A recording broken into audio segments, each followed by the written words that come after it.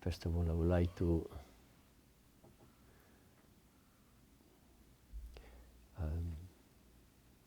tell you that I'm celebrating this Holy Mass for your intentions. The intention of every one of you, for yourself, for your families, and I think together we have this common intention that we become perfect as God is perfect in heaven.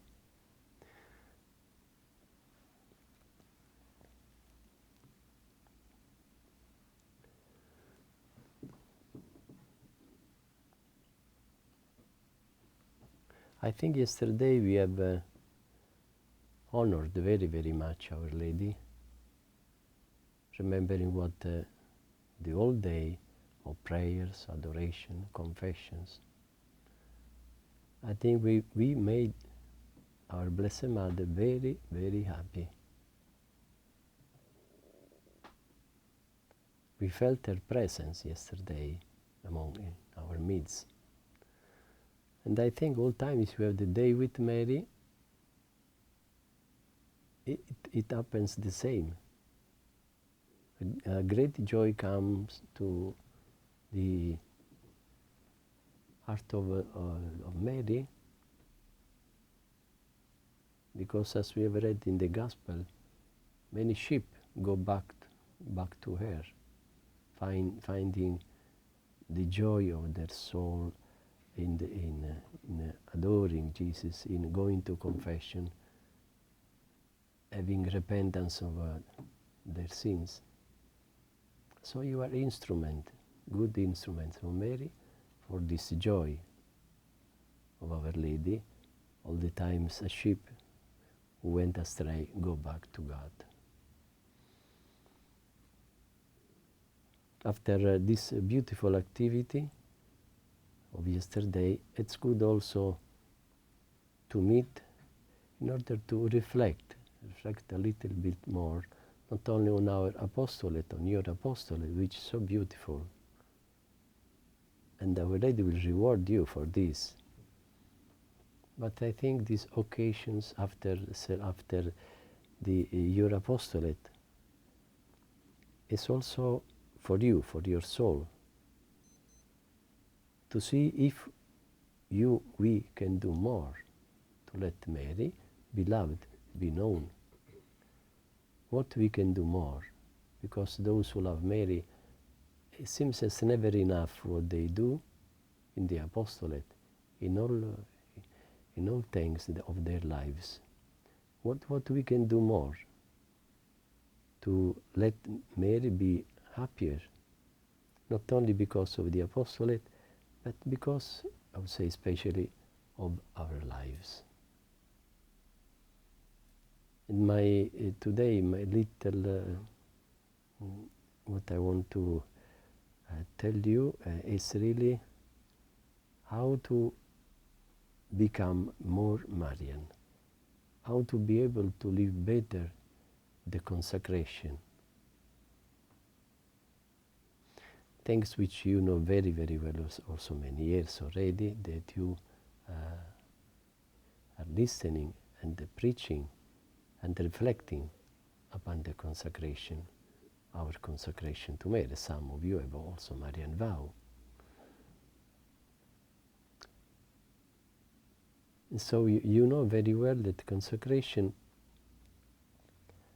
means to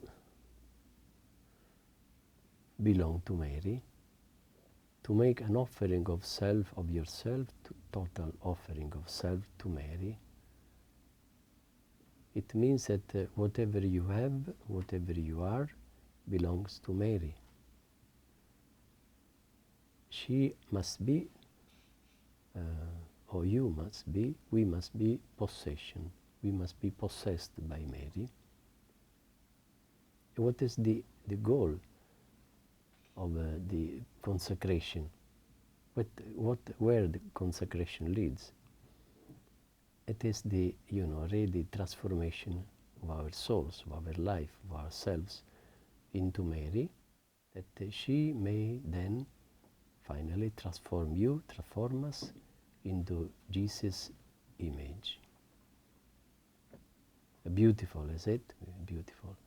There are so many ways how to be transformed into Jesus, but being Marian, knowing the easiest way, it is very, very beautiful to follow this way, the Marian way, through consecration, that we may be transformed as soon as possible. Before being transformed into Jesus, first be transformed into Mary. What is needed to be transformed into Mary? You know that everything we have should belong to Our Lady. So our mind, our heart, our will, our sentiments, body, soul, and also eternity. But the most important thing is really our mind, our heart, and our will should belong to her. We know very well that the moment we consecrate ourselves, theoretically, Mary comes and stays, not beside us, into our souls, like Jesus is in our souls. But it is a presence which makes this presence become active and transform when the Blessed Trinity in our soul and the presence of the Blessed Trinity is there just to transform our soul into in God Himself. So Mary has the means to do this. So when it starts for Mary to move and transform us, the moment we collaborate, the presence doesn't mean a transformation. It's there, Mary. When she starts moving, when we say, come and transform myself, when my mind, my heart, my will starts cooperating with her will, with her mind, with her heart. So this is the moment we allow Mary to start transforming us into her. What we must do with our mind, that we could say, my mind is consecrated to Mary. What we must do with our mind. Of course, it should be filled with Mary. Ever since in the morning, instead of, for example, of thinking so many other things, as soon as the first thought in my mind, it should be Mary. Like a little children. The children, when they are with the mother, the first thing, as soon as they are awakened, they look for the mother. That's the first thought. That's also for us. The first thought at the beginning of the day is Mary. To look for her, to think about her immediately. So our mind should be filled with Mary, which means not only at the beginning of the day, but during the day. So it means to know more Mary, to know more. Which means to read more about Mary, to study more. Means to talk more about Mary. It means to know her mysteries, to know whatever she is, all the secrets, we could say, of her heart, to know all dogma about Mary, to know it is, imagine Saint Maximilian, after what he was doing for Mary, at the end of his life said, I do not know almost anything about Mary, after he has done so many things. So what about us, of course? So it is a mystery we'll never end to think about. So this is why day and night, would say, during the day, always our mind trying to think of Mary.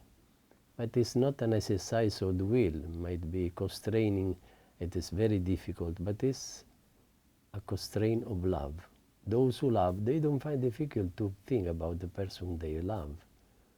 It's love urging us to think often about Mary, to study, to know, to read, to preach, It is because of this.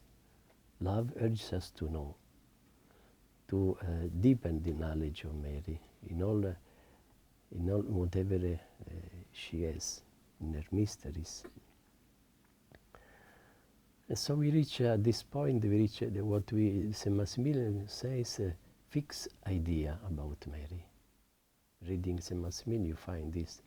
He had a fixed idea about Mary. She could not stay 5 minutes without thinking Mary. For us, it's the opposite. No? To think about 5 minutes, it will be very hard, no? Because we are distracted by so many other things anyway. And this is. But if we, little by little, love urges us to really, I want to put at the top of my thoughts, Mary, you will see little by little becomes a so beautiful exercise. Then at the end you find yourself with your mind filled with Mary. As St. Francis about Jesus crucified, the same. They say, so our mind should be having fixed idea about Mary, to think as often as we can and so on. But there is also our heart. Our heart. What is the heart is done to love. Yes, we love. You have your own family. You have to love your dear ones. You have to love your dear ones. But we could say what we have to love more and best is really our Blessed Mother. If you are consecrated to her, that is the way to become more everyday Marian, also in our affections. Our affections. Not because we put aside the rest of the affections we have, cannot be. It are duties you have in your families, with your relatives. But we could say, above others, I want to love Mary, first of all. I want to pour out all my affections, first of all, to Mary. That my heart become her heart.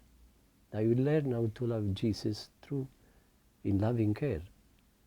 If my heart becomes similar to her heart, of course, little by little, I will learn from her how to love Jesus deeply. And so the same we could say about the will, our will. Our will should be like the will of Mary. I should be one with the will of Mary. When it becomes like that. If you love me, Jesus says in the Gospel, observe my commandments.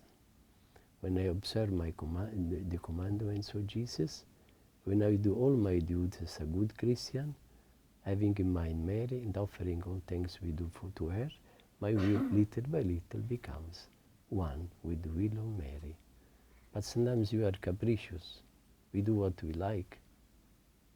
Sometimes we even with our will, consciously we offend our Blessed Mother with sins, because we like to offend, we like more sins than Mary. And this is what disturbs and make our Blessed Mother feel very, very sad. Instead, my will should be one with Mary, either if it is things that she presents us easy, other times very hard, very hard. But it should be always one with Mary, because in the consecration what is really more relevant, that I do all the times Mary's will, means God's will. And this is the best means for sanctification. When I say never no to our Blessed, as she never said no to God. And she reached the top of perfection exactly because she said always yes. When she was given to become the Mother of God, and when she had to flee to Egypt, and when she saw Jesus dying on the cross. Always yes, the will of God. And this is the example we have from our Blessed Mother, how to be able to be one with her. In this way, all our mind, the whole of our heart and the will, and so little by little, when we give up our will, be sure that you are really on the way, practical way of becoming a saint and a great saint like St. Maximilian. fixed idea, St. Maximilian, ardent, fervent love, and then the apostolate, great, fervent apostolate. So these things will make us one with Mary, and so will be little by little transformed into her, and then transformed into Jesus. This is what I desire for myself and for all of you. That this good apostolate you do every time you have a day with Mary may become instrument for you to love more, to think more about Our Lady, to love and make strong your will, in order that after this beautiful apostolate, Mary will be one with you and recognize you as her true son, her true daughter. In the name of the Father, the Son, and the Holy Spirit.